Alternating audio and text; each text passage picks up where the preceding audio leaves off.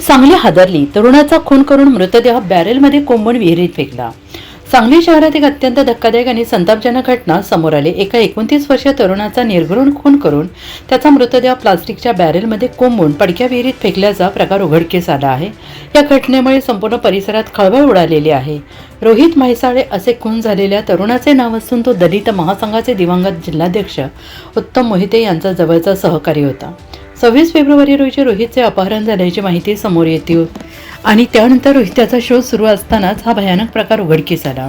रोहितचा खून करून त्याचा मृतदेह प्लास्टिकच्या बॅरेलमध्ये कोंबण्यात आला आणि नंतर एका पडक्या विहिरीत टाकण्यात आला आणि या घटनेमुळे परिसरात भीतीचं वातावरण निर्माण झालंय. या प्रकरणी विश्रामबाग पोलिसांनी तातडीनं कारवाई करत 2 अल्पवयीन मुलांना ताब्यात घेतले. तर या गुन्ह्यातील आणखीन एक आरोपी सध्या फरार असून त्याचा शोध सुरू आहे. दरम्यान रोहितच्या अपहरणाच्या वेळी त्याच्या मागे लागलेल्या संशयित आरोपींचे सीसीटीव्ही फुटेज समोर आले असून पोलीस त्या आधारे तपास करत आहेत.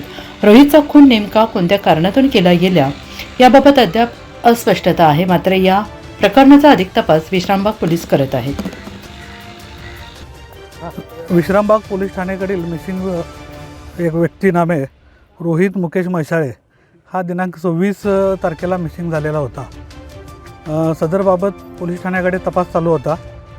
त्या अनुषंगाने कालपासून आमची टीम दोन बालकांकडे तपास करत होती. त्या 2 बालकांनी